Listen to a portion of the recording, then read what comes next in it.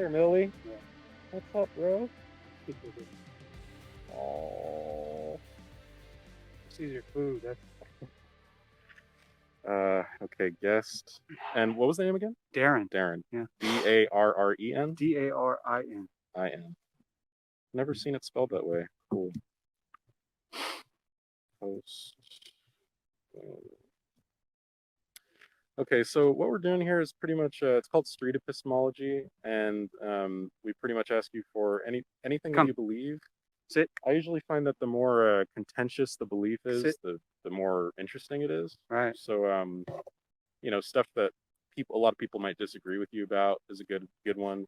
Yeah. If you can't think of one, there's a whole board of like possible topics here, but it could be anything. So. Are you gonna ask me questions? Yeah, I'm just asking questions. It's not a debate. It's more just like trying to unpack the method mostly on how you got to a certain belief. Okay. Anything pop into mind? Also, is that a Sense8 shirt? No, I made it. It's a brand I was gonna start a while back, but got derailed. Damn. Yeah. That's cool.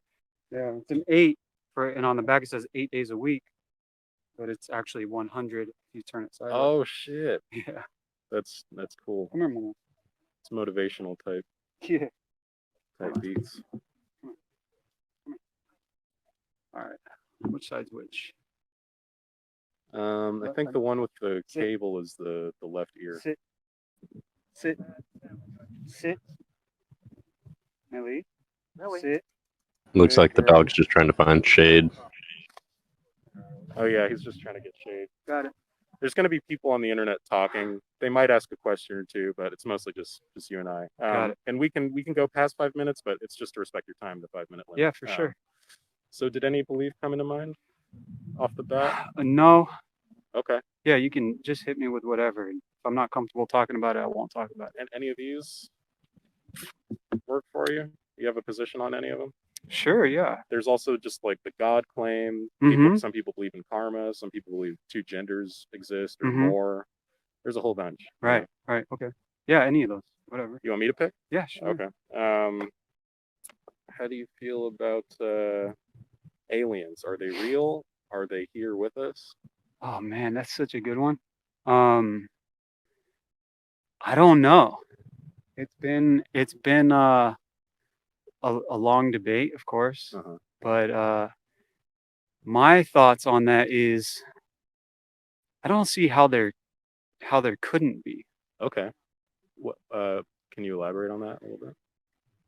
Given, I mean, if you think about sorry, on what question? Like, are they real? There's 2 questions on that one.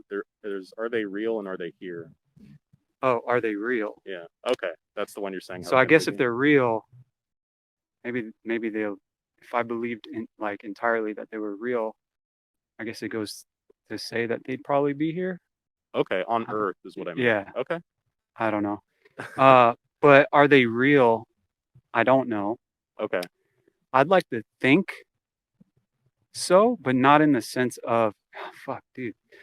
Like, can I cuss on here? Oh yeah, totally. Okay. What were you gonna say when you said how couldn't they be? I interrupted you there, my bad. Well, given all the evidence of multiple universe or multiple galaxies, right, that are just light years away, and we haven't even made it out of our own galaxy. Right. Yeah. So it's a good. Yeah, you're saying like there's so much space unexplored. Right. And it's probable that there's other life out there. Right. It's improbable that there's not. Okay, and just on the second part of the question, you said if they are real, you're assuming that they're here as well. Yeah. Why is that? If I believed 100% matter of fact that they're real, I think I would base that off of like I've experienced them. Right? Oh, okay. So you have personal experience with an alien? No, but if I did, like I said, I don't fully know if they're real, but if I did, no. Okay. So people who've been like abducted, right. Or whatnot, or claim they've been abducted, you would ask them, do you believe in aliens? They would say yes. And then you'd be like, are they here with us? And they'd probably be like, yes. Right. you know, or I don't know, they came from somewhere else. And what I know you can't know because you haven't had an experience with them, but what is your opinion? Like, man, my opinion is there's got to be something here. Yeah, well, so my God, this is such a, I don't even know where to start. I don't know. Yeah, I have all the time in the world, but it's we just end it whenever you want to. Yeah. So what do you mean, like, when you say that you think that they're here, why do you think so? Like, is it just like, is it the same as the reason that you use to understand why you think they're real? Like, it's just more probable to you that they're here on Earth with us, or they're like evidence? If they exist, yeah. So you think that if they exist, they're probably here on Earth Right. with us. How come? Oh, okay. So, but you're saying you're pretty sure they exist. Yeah. No, I'm not pretty sure. I don't know. On a scale from 0 to 100, how sure are you? 0. 0%. 0. Okay. It's complete theory. It's complete, like, there's a fuck ton of space out there. Maybe each galaxy is a completely different universe. And maybe they're just other human beings over there. Right. Not some kind of alien life form. So then it goes to say, like, well, what do you mean by alien? Like, what does that mean? Yeah. You know, what if they're just other human existence in a different dimension? And what we see as like black holes, this is total theory, just came, whatever. This is not fact. But what if black holes were like the transitional period or transitional space to an alternate dimension? Right. Which is like, you watch Rick and Morty? Yeah. So it's like that. Kind of like that almost, you know? Or have you seen what's that with Abed, the character Abed? Oh, come on. It's right there. Community. Yeah. When they roll the dice in that one episode, and he's like, he catches a dice and he's like, there could have been multiple realities happening, and then it plays out all, like, each different reality, Jeff's reality, and all the other characters' weird realities. In those later seasons, they just got, like, they started doing all these kind of trippy episodes. Well, the writers are one of the guys from Rick and Morty, I believe. Oh yeah, I think the main writer, they did that. So it just made sense. Yeah. You know, but okay, so you're saying, and don't let me put words in your mouth, but you're saying just like you're not sure if aliens exist or not. To you, it's just a theory. Right. Do you think that theory is true? I guess, like, not to say like that you know that it's true. I'm not asking if you know that it's true. Yeah, I think the theory is just a theory. Okay. Like, that's why it's a theory, because I don't know if it's true or not. Right. You know what I mean? Okay. I would like to believe there's something else, like there was another intelligence. Yeah. And after watching what's his name? What's that documentary from the dude that worked at Area 51, Lazar? Have you seen it? I haven't seen that one. Oh my gosh. Anyway, I think I'm a pretty good judge of character for the most part. Okay. And watching him tell his story, usually you know when somebody's just like bullshitting. But this guy's story is crazy. Like, talking about working at Area 51, and the things that he experienced, and like technology that we have that isn't from Earth. Yeah, right. Like what? So there's like a anti-gravity device, and he talks about when they were giving him his tour when he was working there. He started working there. He said, "Touch this like orb type thing." It was metallic, or it looked metallic, whatever. I'm like, yeah, go ahead and touch it. And he reached out to like touch it and couldn't. It was almost like how you putting two magnets together. Okay, yeah. And he couldn't do it. And he had never experienced technology like that before. Interesting. He's like, this is not technology that we have on Earth. Right. So for this guy to come out, he has nothing to win from coming out, right? And telling us. They erased all his history. They erased all his his school credentials. You know, the government wanted to get rid of him, but he came too public, so they couldn't kill him. He's still alive? He's still alive. Okay. But they make his life a living hell. The documentary came out. I highly suggest watching it. It's on Netflix? Yeah, and I'm not a conspiracy theorist at all. You don't know. strike me as one. But Yeah. Someone in the chat was actually asking, could you clarify your definition of the word theory?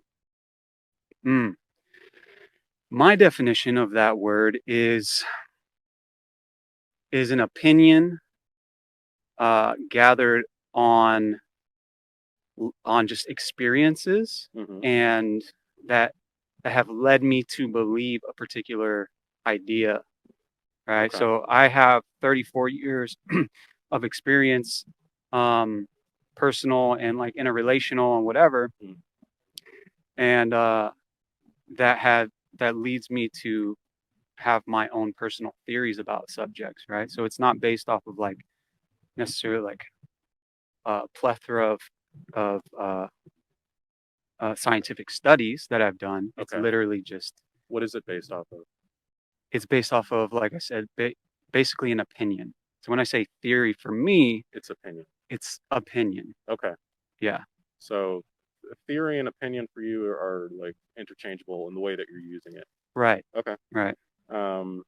Which that makes me curious to know what the actual definition of theory is now. Yeah, I mean, it's kind of used in a lot of different ways. I think a lot of people. I think people distinguish between a scientific theory and like just a regular theory, like layman theory. Like maybe one has more evidence to support it, right? Or more like a peer review process or something. I don't know. Yeah, yeah.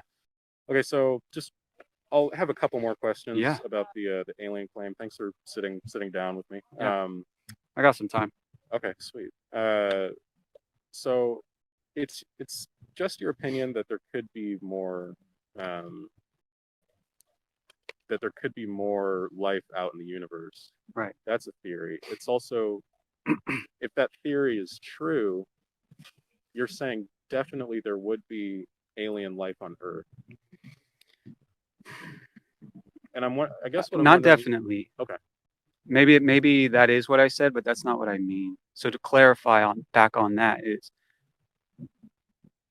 I wouldn't be surprised if there was. Okay. You wouldn't be surprised. Yeah.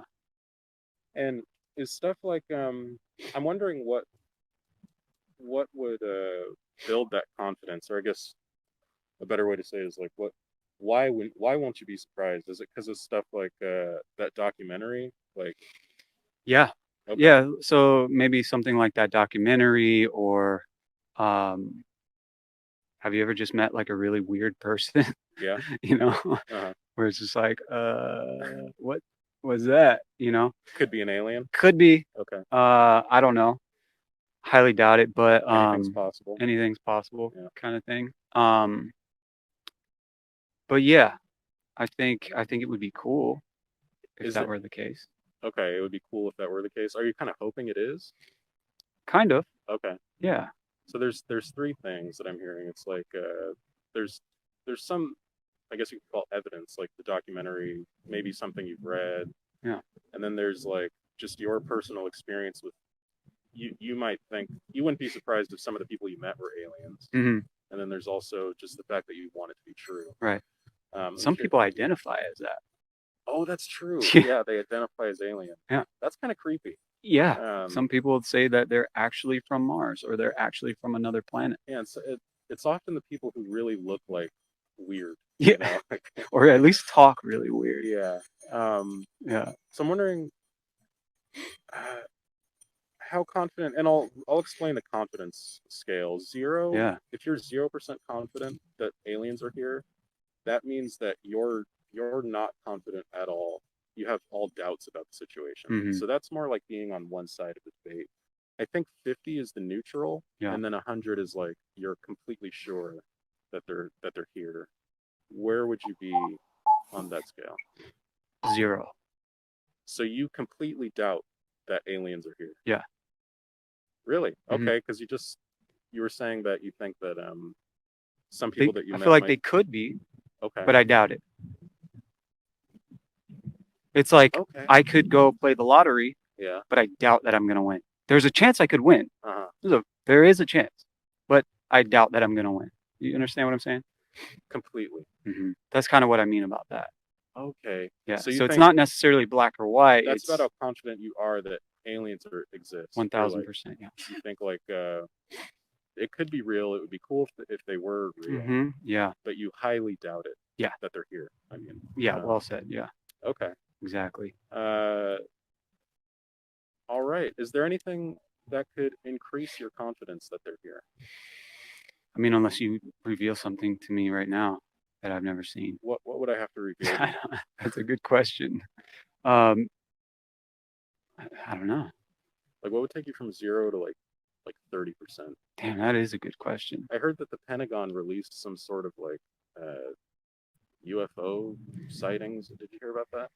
Briefly, what I did hear was that they, what was spotted by the fighter pilots, they confirmed that sighting as a UFO. Right.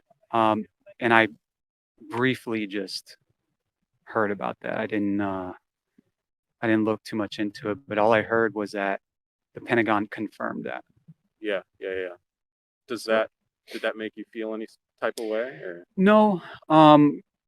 And I'm not educated enough on the subject to speak very matter of fact. I mean, I can give my opinion on my vague understanding of tidbits that I've heard throughout, the past few years. Okay. But apparently they've done like flight tests with these discs, which Bob Lazar is his name. Yeah, the documentary guy? Yeah. Yeah, okay.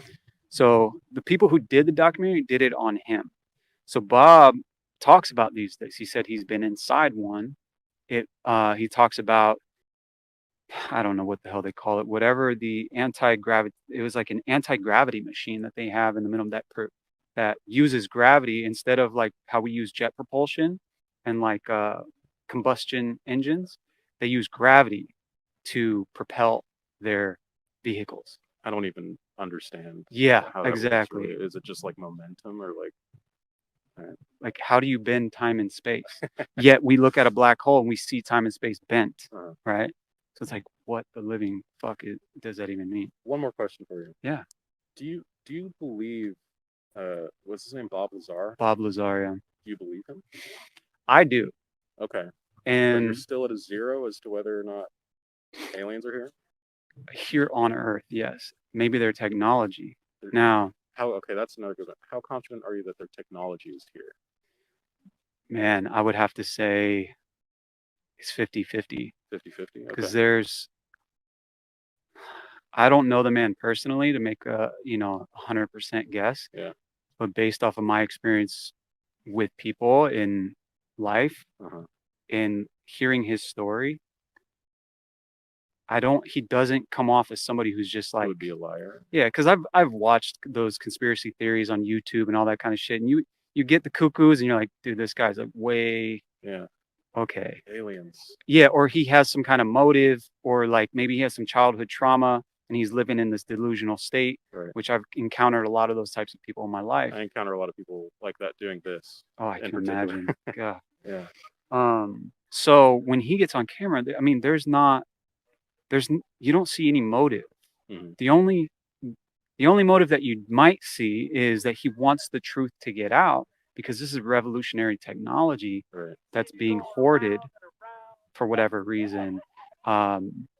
And I probably saw this maybe like a year ago, so my memory on it's a little vague, or rough, but it's incredible. So as far as technology being here, I'm like 50-50. And then as far as aliens being here, my question is, well, being here as in like we have an alien or walking amongst us? Either or. Oh, man. I've also heard, I don't know how this actually got debunked. I'm not even going to say it. Okay. But that's fair. Yeah. Yes, like somebody came out and said that they have some extraterrestrial being in Area 51. Yeah. And then some shit happened. Then I did a little more research, and then turns out like this guy it was all like a ploy. Damn. But I was actually stoked. I was like, oh shit, maybe they caught like an angel or like some kind of spirit being. You know what I mean? Right. Yeah, that I agree. That would shake things up in a cool way. Like Yeah. it would be cool if it was real. I think it would be terrifying for a lot of people who don't have some kind of grounding um, belief or stake in reality, or in this reality, I guess you can say. Yeah. I've experienced things that threw me through a loop. Everything that I thought I believed was not true. Oh shit! Like what? Just my faith in God, Mm. what I thought I believed about Jesus, what I thought I believed about church, and all that kind of stuff.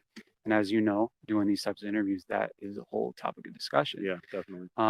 Which, I don't mind talking about, but for people who don't have some kind of like maybe faith or some kind of maybe like grounding in whatever this is here and now, to get an earth-shattering like, hey, like wake up call, like there's fucking aliens, bro. Right. And they look like, some MIB shit, what does that say to your reality? Right. Yeah, no, I think it would certainly it would like unnerve me, it would make me a bit uncomfortable. Right. But I'm saying I think it would also be cool to shake things up in that way. Oh, for sure. And I think that's why if they do have technology, sorry to cut you off, they don't release it so rapidly, because the world might fucking, we got a virus and look what they did to the fucking grocery stores. You know what I mean? Right. Imagine we come out with like a fucking alien. Right. What do you know what I mean? Yeah. So yeah, people, if we just jump to the iPhone 20 where we're like fucking doing alien shit. Right? Yeah. So people in general, I think, are it's unfortunate, but like irrational in the hordes. You know what I mean? I know I said last question before, but this is the real last one. Yeah, You said ask me for what. people who don't have grounded beliefs in our reality, some kind of grounded belief that would really make them panic. Do you have such a belief? Yeah. What is that? That's a really good question. Long story short, because I know as soon as I say what I'm going to say, there's so much to unpack from that. But there's so much, I guess stigma is the word. Okay. When you attach like a negative, it's like dogma, stigma, whatever. But the historical evidence of Christ, that's what I find in his resurrection. Mm-hmm. That's what grounds me in this reality. And and I've been to the edge of reality, to the point where that for me, a little bit of a backstory. When I was 6, I was like a hood rat kid, gangs, violence, drugs, jail, all kinds of crazy shit growing up, robbing, stealing. I was just a really bad kid, involved in a lot of bad shit. And at 16, I kind of had a wake up call. People wanted, like, 16 years old, people have tried to kill me on the spot, but never did I experience somebody like actively trying to murder me until I was about 16, almost 17. And kind of had a wake up call, that kind of shook my reality. I was like, fuck, I'm going to die eventually, whether by the sword or by the sickness. Right. So, or whatever, or an accident. That reality had never set in to you before someone was trying to kill you. Yeah. Because that's a hard reality to think about. Yeah. Death. Yeah. So we just kind of live our lives as if it's not going to happen until it happens, and then we deal with it then. Right. So like for me, it was just kind of like, well, why do I have to deal with it then? Mm-hmm. Why can't I live my life in a state of truth where I'm not running from the truth? You know what I'm saying? It's like you deny the truth of death. Yeah. But you want to live this life You're talking about facing it. Right. Okay. Right. Like just accepting that it's going to happen and living with that rather than trying to distract yourself from it. Far easier said than done. I'm wondering where Jesus's resurrection comes into that equation. Like, so does that have to do with your accepting death and all that? Yeah. So accepting death, I got introduced to, the traditional Christian church. For me, I was in Orlando, Florida. So over there is Pentecostal, very, very conservative, very like, don't say fuck shit or damn. Yeah. And God forbid you have sex, because Was this before 16? this was at 16. At So, 16? Okay. so when I came to the knowledge of, I guess I would say, my encounter with God, Uh-huh. right? At 16, which was just, it was a bunch of experiences that led up to a, God, if you're real, if whatever the fuck your name is, if you're real, if all this stuff is real, you come get me, because I can't run away from this lifestyle. Okay. And because if I do that, I'm sure I'm gonna die, like, period. Yeah. So I need some kind of intervention. And I remember just crying in my bed one night, like 16 years old, just like, I'm gonna fucking die in these streets. Yeah. And what's that gonna do to my dad and my brother and all this stuff? So I kind of had this moment of like, I need to get my shit together, but I'm kind of stuck, right? So Okay. right. Interrupt me if I get any, if No, I'm no, like, I just have one question about that. Like, so you asked basically for an intervention. right. Did you get one? Yes. Okay. And it was a little, wasn't like some alien or angel came knocking on my door like, hey Darin, I heard you were talking to the man upstairs. If only that. Right? Yeah. If it was that easy. I ended up going to this club. I was a break dancer for a long time. Oh, cool. So I was able to go to these clubs with my friends, and they were like teen nights, but we always got kind of like, VIP, because we were like the b-boy crew, and we brought Oh. audiences and stuff like that. Did you ever have a crap, I can't think of the movie. The dance-off movie? Yeah. I have a good friend of mine was in there. Do you know what it is? The Yes. most popular one. Yes. Why can't I think of it? I can think of her name, Catherine McCormick. I was basically just trying to ask if you've had dance-offs, like crew dance-offs. Yeah, very similar, but this is where you're spinning on your back and your head and your hands and doing all kinds of crazy footwork. Yeah, I used to watch those on YouTube. They're really cool stuff. Yeah. Yeah. So I was pretty obsessed with that growing up, and I was in a couple crews. Anyway, my waking point was, went to this club. Like I said, I was kind of just like a little hoodlum, always getting into fights because I had something to prove, and got into a fight in the club. And I didn't pick it, friends picked it, but I ended up getting kicked out. So I told my friend, let me sit in your car. I was 15 going on 16 at this time. Okay. This is before my cry out to like, yo, like whoever's out there, like if this Jesus shit is real, I need you to come get me. Yeah. Took my friend's car without his permission, ran a red light. I swear to you, I mean, everybody says this when they get into an accident. I swear it was green. Uh-huh. There was no car. It was 2:00 in the morning. The club was about to get out at 3. In Florida, it gets out like 3 or 4. I go, and there's no traffic, but this VW out of nowhere, like T-bones me, throws me into oncoming traffic, like this, whatever. I nip this other car. I'm like, holy shit! I flew into the passenger seat. I didn't have my seatbelt on. Glass hit me all in the face, was in my mouth, all kinds of shit.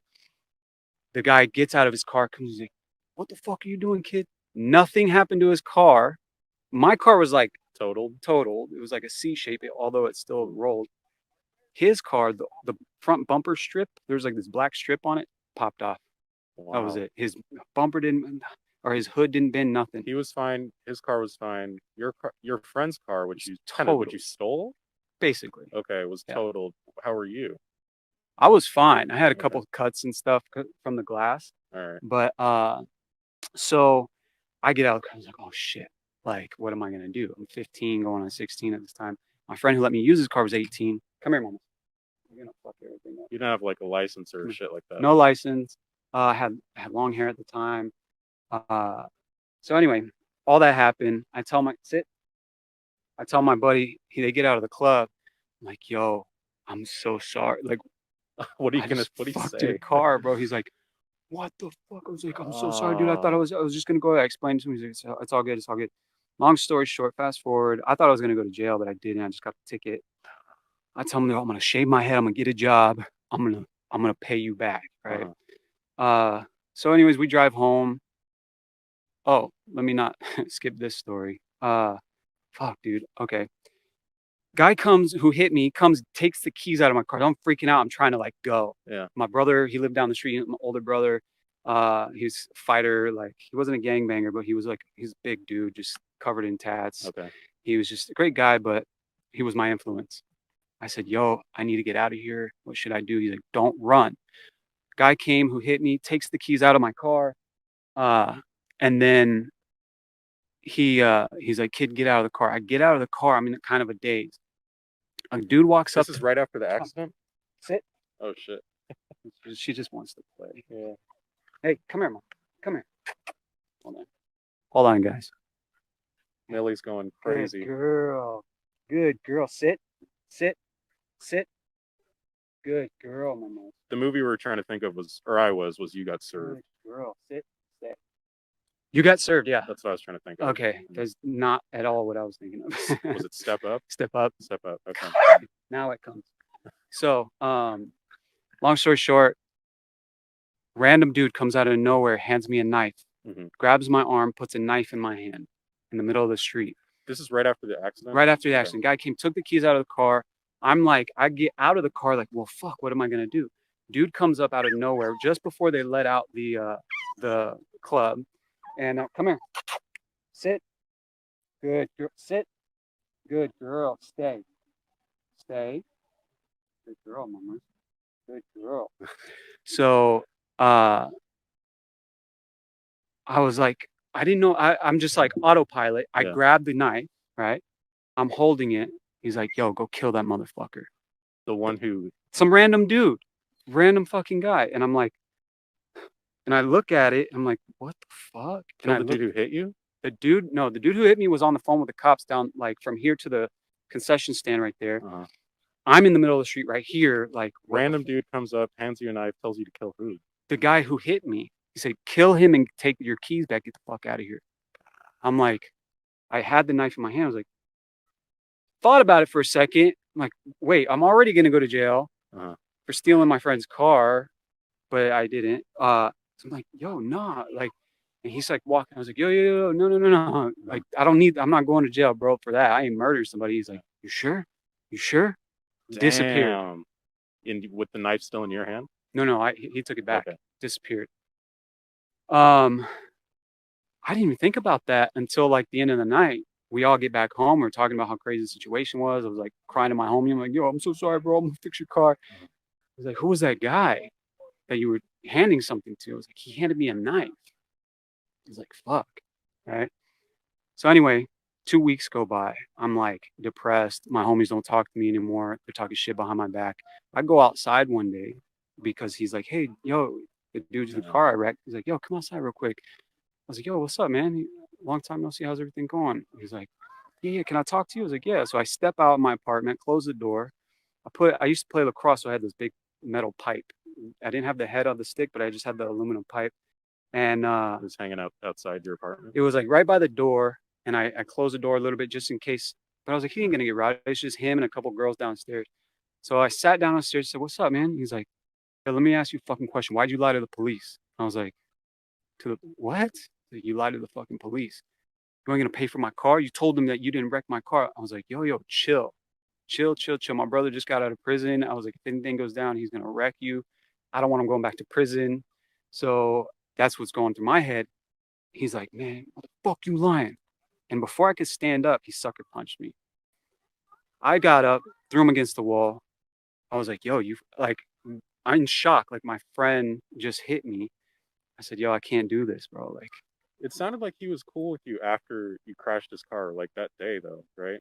But everybody was getting in his head, like, yo, that dude D, like, you need to fuck him up. Like, he's lying to the police. He told the cops this. He told the cops that. I don't know, whatever the reason. Like, little hood kids just trying to start drama, you know? We're 15, 16. He was 18. Yeah. So, long story short, is it cool if I keep my mask like this? Yeah. I'll clean shit off afterwards. We're about 6 feet. Yeah. So he ends up going downstairs, leaving. He's like, don't fucking come outside. So I go outside with my stick. All my homies are right there. Like, what's up, bitch? what's up, pussy, blah, blah, all this stuff. Yikes. I'm like, whoa. These were like the homies. Like, bro, we did some crazy shit together. Now, like, all of a sudden you want to beat my ass because, like, for what? Right? So fast forward, my brother shows up. He didn't like that. I had this whole fucking swollen. So they jumped you? He sucker punched me. They never got a hold of me because as soon as my brother came home, like 30 minutes later, he went out there and, like, you know, my brother's massive and he was a bouncer in Florida. So all his friends were bouncers. He had like 3 of them who lived in the neighborhood. So he grabbed them. They were all sitting at the swimming pool. He surrounded the swimming pool with 3 of his friends and scared the shit out of them. So he's like, they'll never fuck with you again. 2 weeks later, they start acting cool with me. I was like, what'd you tell him? He's like, don't worry about it. Like, just know that they ain't gonna fuck with you anymore. So like, all right, cool. But I ain't got friends anymore. Right. So this was after I kind of had that moment of like, fuck God, like if God or Jesus, whatever, right? Somebody come and get me. But what led me to that point, so that was a transition period, right? Yeah. What led me to the point of even praying that prayer Was all that? was we used to buy weed from this guy in Florida. He lived in a motel. Crazy looking cholo dude. Like tatted. He wasn't Hispanic at all. He was white. Tatted head, bald, dickies, like face tats. He had like bullet hole tats all over. Craziest looking motherfucker you ever. But only one person can go on there and buy weed from him. And funny story is Queen Latifah's cousin. Me and him were like best friends growing up. So he was actually my neighbor. Yeah, it's crazy. So he was my neighbor growing up for about 6 years. He was like an older brother to me. He always protected me and like he would just handle my dirty work. I felt bad on some things, but on everything actually. But anyway, he goes to buy weed. We see a hot girl upstairs. Mind you, I'm 15, about 15 at this time. And this is a little bit of backstory before they all turned on me. So this is before they jumped you. This is before they jumped. So they go, I'm like, damn, yo, we saw this girl above our drug dealer. Yo, what's up? So we went up there, knocked on her door. Yo, come out. You know, I'm with my friends trying to be all like, that's bold, dog. Super bold. So I'm like, yo, where's that? A dude opens the door. We don't give a fuck. Of course, like, I was always a soft kid. I was a fighter, but I always had a kind heart. But my homies, they didn't give a fuck. So I had to be that too. So the girl or the dude opens the door. I was like, yeah, where's that girl that was here? He didn't give a fuck who he was, boyfriend, husband, nothing, brother. He's like, yo, y'all need to leave. I'm like, the fuck? And my friend Adrian, dude from New Jersey, like hot temper Puerto Rican guy, just was like, yo, what the fuck? I was like, oh, here we go. But I had to buck up too because I'm with my friends. So he's like, close the door. How many are you? There was about 5 of us. Oh, okay. 5 or 6 of us. Ty is in downstairs buying weed. So we finally come downstairs. We're like, come down, motherfucker, come down. Long story short, he's friends with our drug dealer. Calls our drug dealer. Dude comes in and says, yo, what the fuck is going on? Ty comes out, walks downstairs. He's like, yo, we need to get out of here. This dude's pissed. And we're like, fuck you. Back and forth. The drug dealer pulls a gun, points it at me. He's on the 2nd story.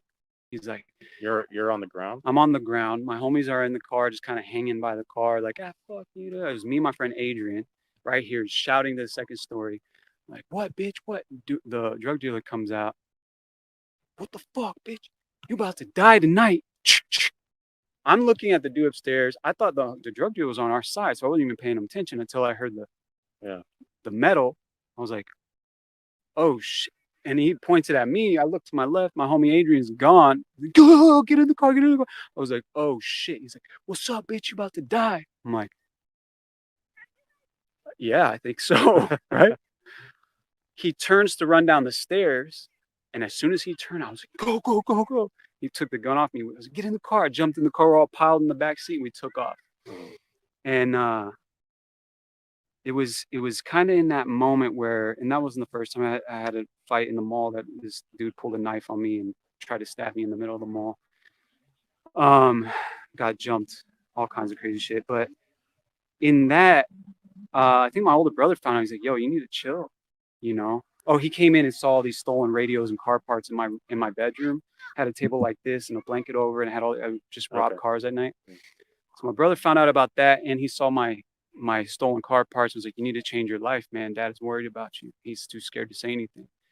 So it was like that instance, my brother correcting me. Just I was like, yo, I'm really gonna die like this. So that led me to like That think about like, I'm gonna fucking die one day. Like I said, either by the sword or by the sickness, or just old age. You know, that's what we hope for, right? Yeah. But I gotta make a change. I can't keep doing this. This is what I want to fucking do. And it just kind of dawned on me, like, okay, cool. Then what the fuck is after this? What is after this? And if there is like this heaven or hell or whatever, I don't want to be separated from the one who made me, if that's even a thing. And if it is a thing, well, I want to know the one who made me. Who are you? And if you're there, do something to get my attention.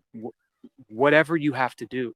I was like weeping. I wrote it on a piece of paper. I put it under my bed, and then all this crazy chaos started happening. I lost all my friends, and the only friends that I had were this Christian dude who was like, he used to be a crazy pothead, which I'm not against smoking weed, but he's like, I want you to meet somebody, come through. It's like, yeah, dude. I called him because he was the only dude in school. He used to be a pothead, turned crazy Christian, like the dude that he'll approach you and be like, how's your relationship with the Lord? I'm like, yo, don't fucking in talk high to me. school. He was In like high that? school. That's crazy. Well, he went from like crazy, like 12 blunts a day to like preaching Jesus. Yeah. You know, so you think like, what the? Don't drink the Kool-Aid, bro. Insane right there. So long story short, he was the only friend I had, right? So I was like, yo, Luke, like, what does the Bible say about this? You know? He was like, well, and of course he told me, I want you to meet my friend Lewis. And he's this ex-gang member, like whatever, turned Christian. Yeah, cool, whatever. I met him. We went to church. It was cool. A couple things hit me. At the end of it, he just kind of was like, yo, I just want you to know I'm not here to preach anything to you, but God has a plan for your life. And there's something special about you. Just know that. And I was like, all right. And I just knew. Oh, and he goes, not many people know this, if any, but God watches you as you cry yourself to sleep at night. And when he said that, I mean, I had like a bold face, and he was kind of like prophesying over a couple of my friends, like B-boy friends that I brought to church with me that night from my school. And they were like, whoa, that was crazy. But when he got to me, I was like, he ain't going to know this. Right. And as soon as he said that, like he paused and was like, God wants you to know that he watches you while you cry yourself to sleep at night, and you're not alone. He's been with you since you were born. And I just was like, you just knowing something was like, you can't argue with it. Yeah. I really feel that, because I had a similar experience in my like, and I've kind of gone back and forth between believing and not believing and all that stuff, but there was someone who just kind of hit my situation on the head when I was going through a lot, and that was the main thing that sort of made me like look more into God and all that kind of stuff. But, so wow, that's crazy, man. So that was for me the experience that I had. It was in that moment that he said that. All this other shit was leading up to that.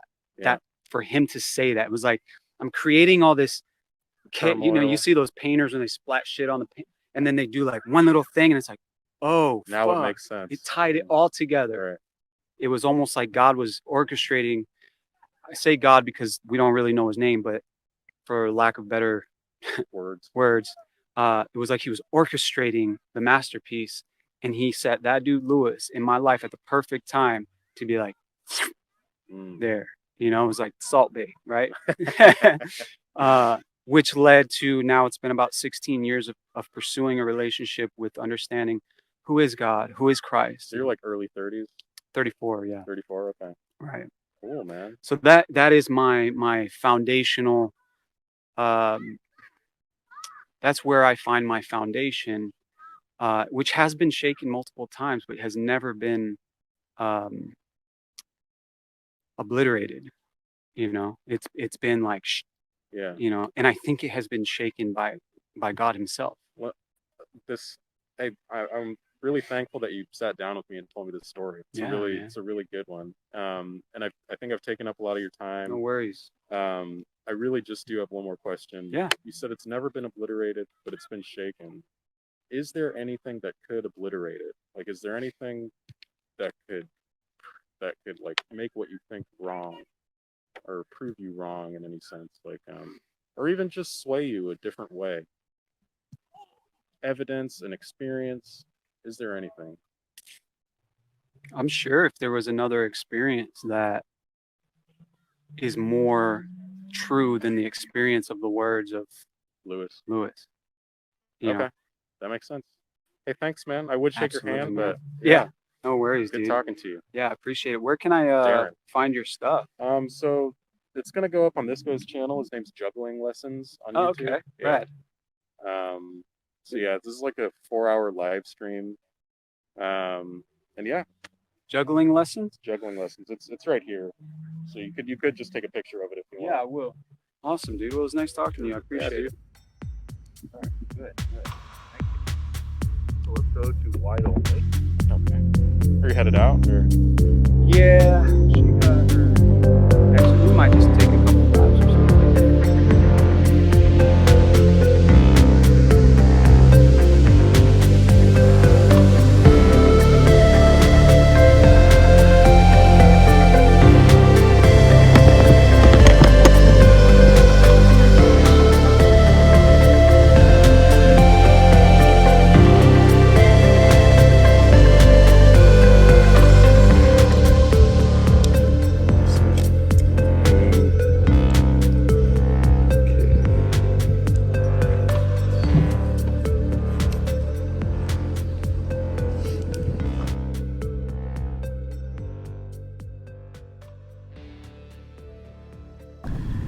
Wow. So, how's the past what is it, like 7 months or half a year been? Yeah, I don't even know when it was that we spoke last. Something like that, I think. Some major fucking. It was like towards the end of 2020, maybe? Was it before December? I think so. Probably. I probably wouldn't have spoken to you if it wasn't, because I was going through some shit. Oh, recently? Yeah. Damn. So, are we live right now? Yeah, we just went live. Cool. Wow. Well, Yeah, how are you doing now? a lot better. Oh, that's good. Yeah. Fucking 7-year relationship. I walked away. That was tough. And we lived together for 4 years. And then one of my best friends died. It was a whole fucking Shit. thing, dude. Damn. A whole thing. So you're probably living with her when we spoke? I think so. Yeah, I think I was okay. in a much different state. Yeah. Fuck, man. Yeah, dude. Well, I remember you were telling me a bit about your life, like, where'd you grow up? Florida? Mm-hmm. Okay, Yeah. Yeah. Typical crazy Florida shit, right? Shit. Like, you were telling me about all the violence and the women and Mm-hmm. and sort of your journey to Jesus. Mhm, yeah. I'm curious, like, with this breakup and losing your friend, did Jesus play a role? Or how did he play a role? How did he play a role, if so? No, I mean, it's him in particular. I guess it's more of like an essence thing. If because I think people, without knowing, I think, what are you doing? Hey, come here. This is gonna be a wild interview. Come here, mamas. Over here. Come here. Stop eating shit. There, you can have that. Man, I don't know how to answer that question. It's Well, I mean, I could frame it a little different. Like, uh, when you were telling me about kind of like how you were feeling back then, whenever you were, I think, like in high school, mm-hmm. and how you were like, I think at one point you said you were like just so desperate for an answer or a place to go, Right. and right. you had a friend at school who was really into Christianity and Jesus and stuff, Mm-hmm. and that's been sort of your direction and maybe some kind of a solace or comfort or something Right, since right. then. Did you take solace or comfort in Jesus this time, or is that kind of automatic at this point? Yeah, or it's what? kind of automatic. Okay. Yeah. And I wouldn't say like in Jesus, because it's very like, I think that's such a misunderstood term. Like, what the fuck does that even mean? Yeah, I don't know. You know what I mean? Right, exactly. So what it means to me is like the teachings, like the stuff that he represented. Would you call that Christianity? I would call it reality. Oh, wow. Okay. Christianity was a... Come here, Mama. Is she bothering? No, she's cool. Oh, she's chilling. I would... Oh, she's got a sick-ass Punisher. Yeah, dude, vest. she's a little Tomb Raider badass. Have you seen that? The Netflix series? Punisher? Yeah. Yeah, It's loved really it. good. Yeah, it's really, really good. That dude. They're not making a part 2. I know, I'm sad. I think it was probably the best like Marvel Netflix original in my opinion. Oh, dude. Yeah. And that actor, I always forget his name. Yeah, but he played Shane in The Walking Dead. And I think his name's Frank in real life. Frank something. That might be it. Yeah. Yeah. He's really good. Yeah, he's great, dude. But sorry, you said you would call the teachings of Jesus Christ reality. Right. Could you elaborate on that? Yes. To touch on your first question, I would say that those teachings are what kept me grounded in a reality, or in reality of understanding. Gotcha. So though I was going through like chaos, I would always fall back on those teachings of like, I mean, I guess it's not even Jesus's teachings that I fell back on, like love your neighbor and all that kind of shit, but like just the understanding that of who I know God to be in my limited understanding, and in trusting that a higher power than myself has intentions for my good overall. Okay. And that's kind of what I fall back on. And I think the essence of Christ, or the Christ, is that essentially. It was kind of like that living example of that. So what was your question again? Your second question? Oh,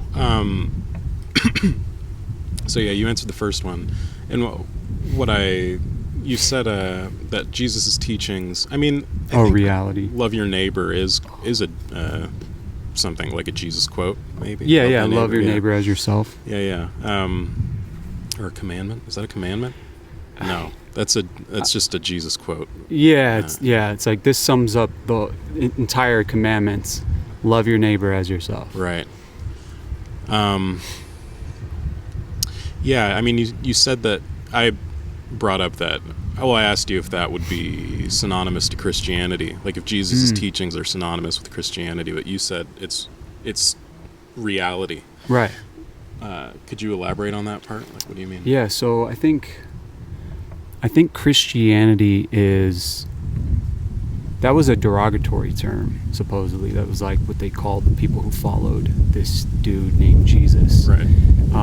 So they would call them these Christians, Yeah. you know. And then it was kind of adopted as like, yeah, that's what we are. Like, we take pride in this derogatory term. And then, I don't know the full history, but what it seems like is that it got taken into this like, yeah, we're Christians, we're better than you. Therefore, we're going to dominate your other religions, your other cultures, all this stuff, and we're going to fucking rape, pillage, and plunder, and force you to believe this, yada yada. Crusades and all that bullshit. So essentially, what happened is, to be a Christian is now like this. I don't even like calling myself that, because it's like nowadays, yeah, okay, we're not like doing what the Crusaders whatever did, right? But what we're doing is brainwashing and manipulating with these blanket terms of like, just trust Jesus. Shit like, you got to read your Bible. These like things that, who's teaching this? Like, why, who, where, how? Like, and then these people are just believing it because they're so afraid of hell. Right. Right. Yeah. And this misunderstanding of what hell actually is.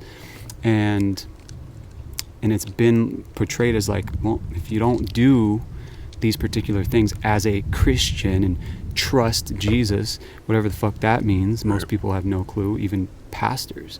So like, then you're going to go and burn in this lake of fire or something like that forever. Right.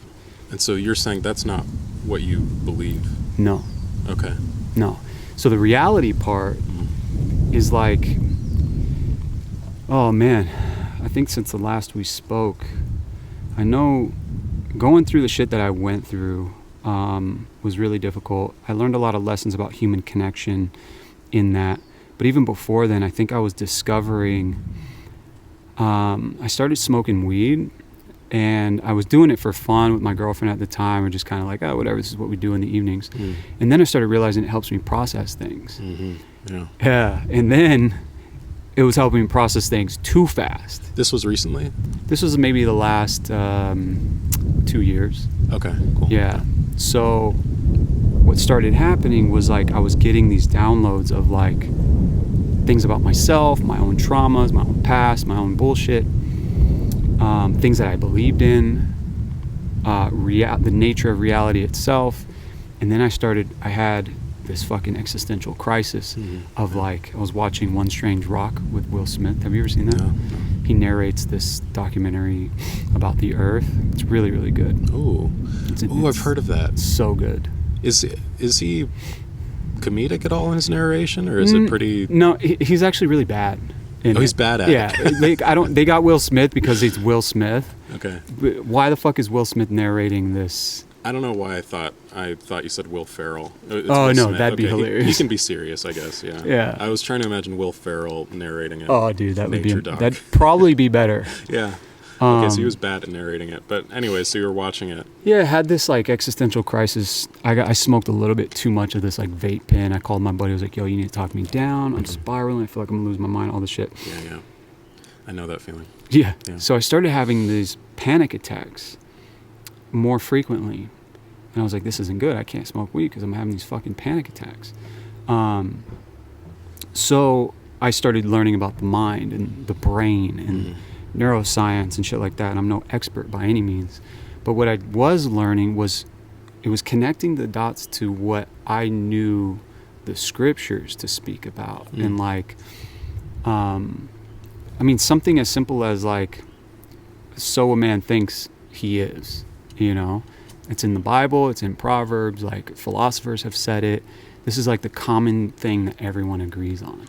Yeah, that's Descartes. Well, I don't know if it's a rephrasing or if Descartes rephrased it, but he said, I think therefore I am, you know. Right. Is that kind of sentiment? Yeah. Okay. King David even wrote it, or Solomon, I think, in Proverbs. And it's just, you know, philosophers throughout time agree on this. And I mean, there's contention about it, I guess, but there's a very wide agreement about that. Yeah. Right. So with that said, I started looking into like quantum physics and mechanics and trying to understand as much as I could about that. And I discovered Bruce Lipton. Have you ever heard of Bruce Lipton? No. Oh man, you would like Bruce Lipton. Or Joe Dispenza. No, oh my goodness, really? Who are they? What are they? So they are scientists. Bruce Lipton's background, I think, is in epigenetics. Okay. Yeah. So I guess I'm gonna botch this, but basically, like the environment in which cells grow, and how that environment plays a role on cell development or gene development or whatever. And then he started learning how our thoughts create the environment for our actual DNA, and he and how it affects our DNA and how we have the ability to heal ourselves and do all this kind of shit. Joe Dispenza, I think he had this crazy spinal accident. He was never going to walk. Knew this science because I think he was teaching it as well. They crossed paths and they kind of joined forces on some occasions. But they started, Joe Dispenza literally meditated his way to health again. Like the doctor's like, you would never walk again. You're paralyzed. Wow. And he goes through the process of like. Do you know how long that took? I think I don't know. I want to say a couple years. Wow. But I can't remember. It's a really, really interesting story. And me being a, you know, for lack of a better term, Christian, I believe in healing. Like I've prayed for people and they've been healed. And like I've seen this stuff happen no logical explanation other than like the Spirit of God, like whatever blanket term you could throw on it. Right. But then I started believing like God and science are one and the same. So if God is the creator of this reality and science is like the evidence of this reality, then science is the handwriting of God. And then if science is the handwriting of God, then what the fuck was Jesus talking about?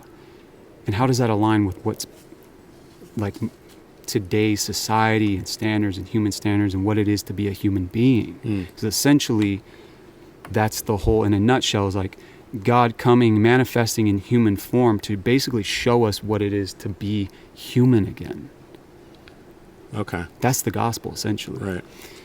Not this God coming here to be like, y'all motherfuckers are going to hell, and if you don't listen to me, you're fucked. Like, that's not it. It's literally God saying, yo, y'all got lost. Let me show you what it means to be what I created you to be. Right? And is this, are you referring to like the fall of man, like, Adam and Eve biting from the tree of knowledge and all that kind of stuff? Is that the lostness that you're referring to? Right. Okay. Right. That was, and this is something I was thinking about recently, is what did that even mean? Like, what was that like? It wasn't an actual tree. I don't believe it was an actual tree, and I don't believe it was an actual fruit. And if it was, then realistically, how the fuck is a fruit going to... Come here, mama. Stop it, crazy. You're going to go bite that bee, and you're going to regret it. Oh, that is a bee. There it is. Come here. Come. Good job, mamas. So basically, I looked it up actually like 2 days ago. Is there a psychedelic fruit that they could have eaten from? And there's an actual apple that is psychedelic. Wow. And I was like, holy shit. Now it's in Australia, but I don't know if that was even a thing. Right. So maybe it could have been a psychedelic fruit that woke them up, because the first lie ever told was, God doesn't want you to eat this, because if you do, your eyes will be open and he knows that you will see what he sees, basically. So you think that, Satan is the one who says that in the story, the serpent or whatever. Yeah, right? the serpent or whatever. I mean, you think that's a lie.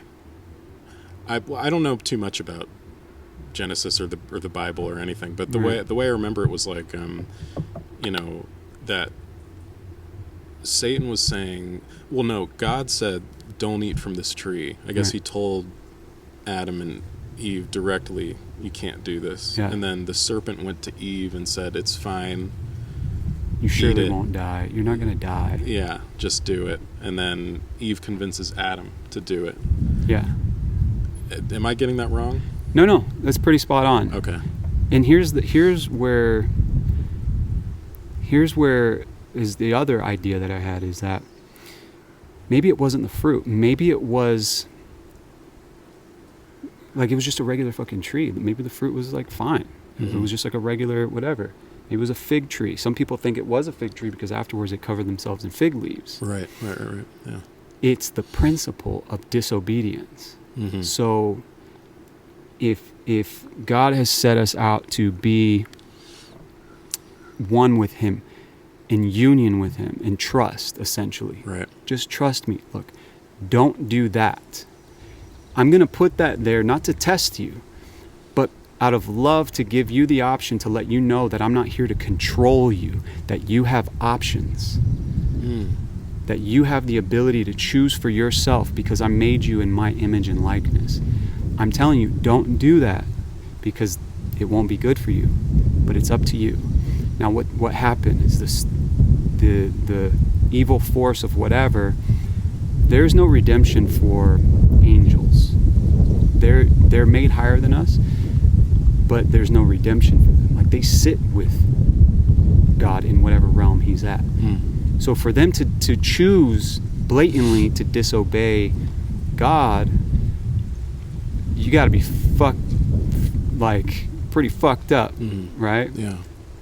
So it's like, dude, yeah, because I mean, they're with him and they have direct proof that he even exists. Yet they still right.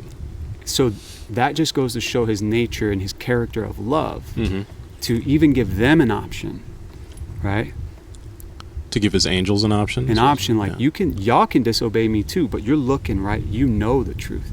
Now for you to disobey me, there's no redemption. So that's your choice. Mm-hmm. For man, well, this is a whole different story. Man is my beloved, and they're made in my image and likeness. Mm-hmm. You guys are made to serve me. Man is made to represent me, to be my image. Now when man went and ate from that tree, maybe it was a psychedelic fruit and they saw some shit that they shouldn't have seen, or maybe it was the act of disobedience where they did it and immediately they knew what shame was and guilt and separation of source. Right. So God never pulled away. What happened was their consciousness seared.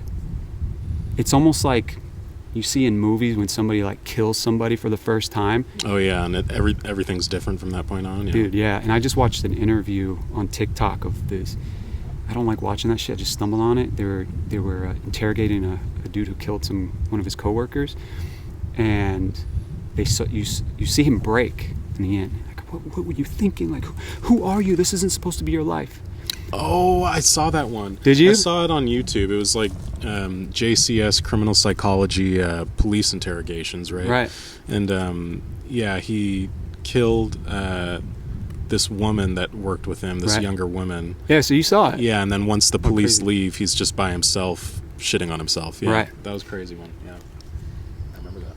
So that's what I imagine Adam and Eve doing once they ate from that tree of like, what the fuck have we done?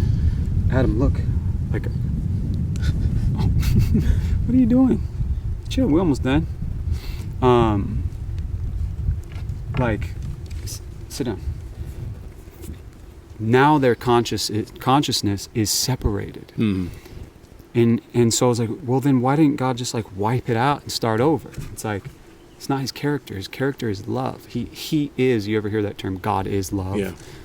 Well, what does love do? Love pursues. Love rescues. Love is enduring, and he provided. Is it unconditional? Absolutely. Okay. Unconditional. Nothing can separate you from the love of God except yourself. If you choose to do that.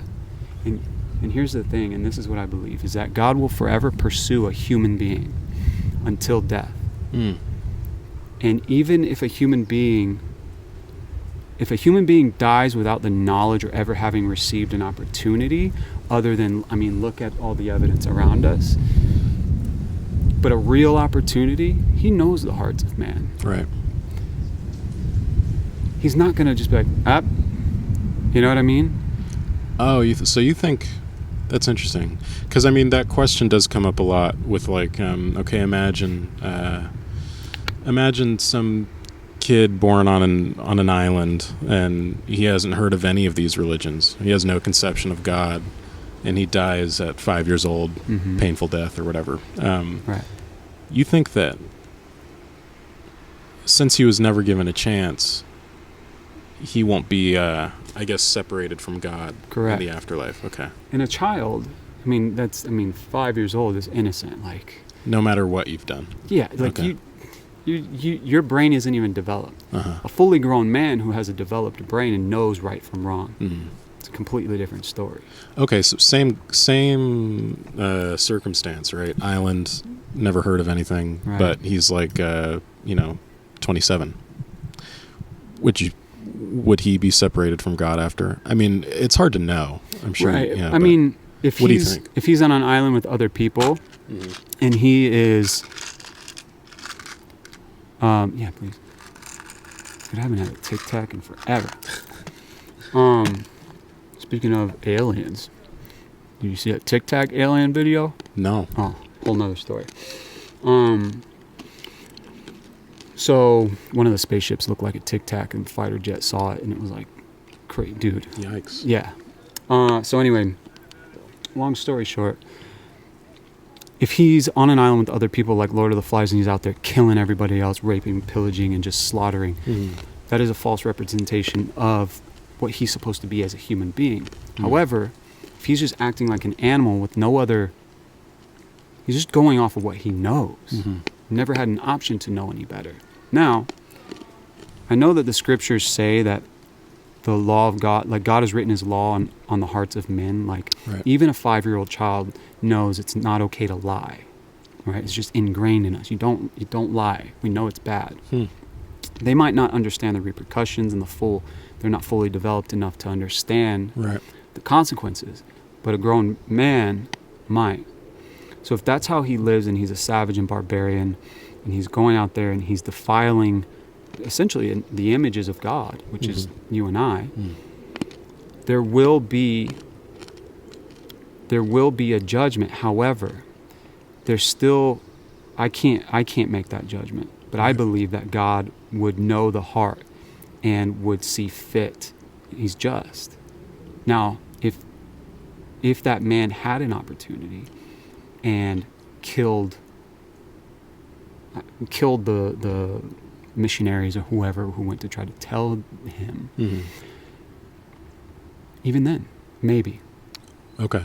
Maybe his it takes some, who knows, right?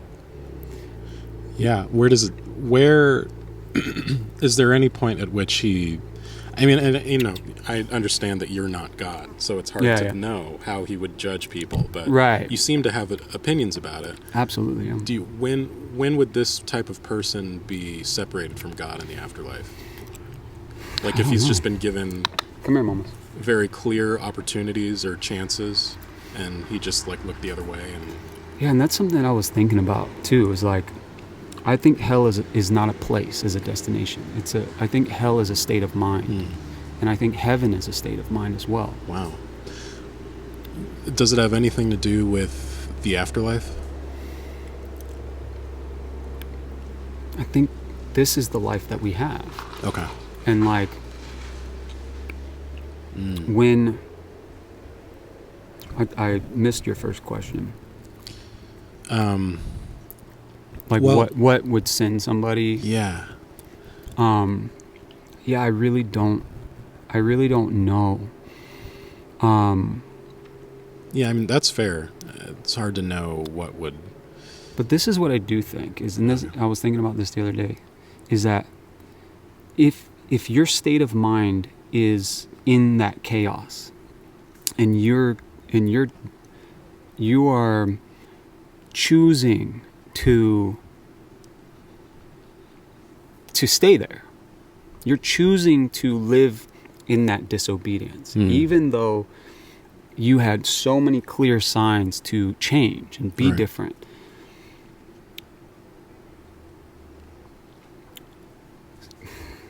This is a really touchy subject, but somebody like Hitler, it's like, fuck that guy, right? But here's what I think God thinks. Fuck what he did. My heart breaks for humanity as a whole, that one of my images would do such a thing to themselves. Like, it's a sad story. Justice should be served. And if a man like Hitler dies in his ways, justice is, in my opinion, forever trapped in that hell that is in his mind. Because you have to be in hell in order to do something like that. Interesting. So, I mean, I'm just I have a couple more questions. Yeah, Thanks for absolutely. sitting down with me. Is your conception of like reward and punishment, or heaven and hell, that you are stuck eternally in whatever mindset that you were in when you died? Essentially. Okay. Yeah. Interesting. And that's not a place. It's a state of being. It's something that we can't quite understand yet. Why do you think that? Because I believe that the scriptures say that God is restoring the earth, and that this earth was made for us to live here forever. That was its intended design. Okay. This planet is the paradise. And God is going to restore mankind and establish his kingdom on earth for eternity. And if that's going to be the case, then we don't die and then go off to some like other land somewhere, right? Maybe we just die, we go to sleep, and fucking 10,000 years in the future, we figured out some kind of, have you seen Westworld? Yeah.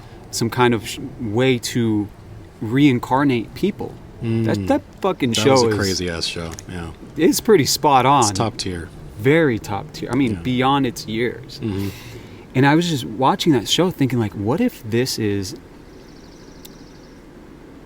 what it's going to be like? And essentially, like, what if we are able to do that? I mean, look at 3D printing and how far it's come in just a matter of, 10 years? Yeah. You know what I mean? Yeah. And what they're already doing with organs and stuff like that. Yeah, and like machine learning and all that. That's a whole nother, and what's already happening with our data.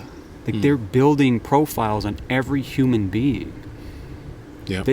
They can replicate you. They can watch all your YouTube videos or your podcasts and whatever, mimic your voice, put that in an AI, reincarnate your body, and throw that bitch right back in there. And That's so crazy. you know what I mean? Like, it's just a thought. I don't know. Yeah, It's- no, and I mean I think the contentious part there is like, what happens to, I guess, my consciousness? Like, Right. if all that shit is in there, am I in there? You know, like if you replicate all those things, Right. And here's do what I exist in Westworld? You know, like Right. And that's what I was thinking about too, is like, okay, then that makes man God. And some people believe that. I don't believe that. And I understand that belief for sure. Like, it makes sense, but I don't necessarily subscribe to that particular belief that we are all God. Mhm. We're a projection of God. right. So I believe God is beyond consciousness. Mm. Some people are like, God is consciousness, blah, blah, blah. But I think consciousness is a creation. I don't know what backs that. There's just an idea. Mm. So the reason I believe our states of mind determine heaven and hell is that if a person dies in hell, Hitler, Yeah, prime yeah. example, he had hell happening inside of him to do such a horrendous thing. He died in that state. He stays in that state. There is no coming back. The scriptures talk about the resurrection of those who trust Christ, that they will be resurrected in new heavenly bodies as he was. And whatever that, I don't know what that looks like. I think it's transdimensional, because when he appeared after his death, there's testimony in the scriptures that, Millie, come here, doofus. Come here. There's testimony in scriptures that talk about his resurrection. People like, they saw him. So it says we will be given bodies like that. Those who are in tune with him, Right. essentially. Those who are not, they're essentially just living in hell. They won't be resurrected. So they will stay in whatever that conscious realm is. So if we're not sleeping, they die in that forever state of hell and separation. It's disturbing. Very. Yeah. So my last question for you is,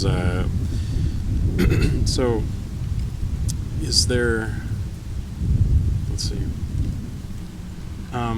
Okay, what would it look like? Well, how do I phrase this? Let's see. It's really it's getting really abstract and stuff, but Can I touch on that real quick? yeah. So for a person who, say they're Christian, born again, whatever you want to call it, and they're in tune with God, yet we're not perfect, right? And they die. So say you're a Christian, right? Believer, whatever you want to call it. You're driving, you're like, fuck you, motherfucker. Get cut off, you crash and die. Right. You are in a current state of hell, of anger. So that's how you are forever. This is what I believe. Okay. No. So I was gonna ask that too. Yeah. Okay. And that's what I was thinking about the other night. I was like, well, then what does that mean if somebody's a Christian with the Spirit of God, in tune with the Spirit of God in Christ consciousness, Right. and they die in a state of hell? Well, that's what the Bible talks about as grace. And that's why Jesus came to, you're not going to be perfect like him. And he knows that. So he's going to take all the sin, if you will, the missing the mark, the fucked upness of humanity onto him for times like that, because he knows you can't do it. He's going to do it. So you're saved by grace. Now, that doesn't make it okay to be like, well, that's just the way I am. That's why the Lord saved me. No. You have to be better every day. You have to work on that shit. It's for your own good, because you are an image of God. And that's what you're showing up in the world as. So on the other side of that coin, I was going to ask, what if you're completely separated from God? You've been given ample chances and opportunities. You rape, you pillage, etc., and you die fucking. Do you remain in that state of just bliss? Bliss? Yeah. No, because it's deeper than a sensation. Fucking is just sensational. Okay. It's not a state of mind then. No, that it's you're not of euphoria, say. No, it's a feeling. The heart is the deeper issue. It's Gotcha. Adolf Hitler was probably fucking bitches. Right? Yeah. But he was there's no word for what he did. It's that. Yeah, it's that crazy. Crazy. Yeah. So he could have died fucking a chick. That doesn't. No. You don't die in a state of euphoria. His heart is still in hell. Like his heart is in his mind. His consciousness is. Gotcha. That makes sense. You know what I mean? Yeah.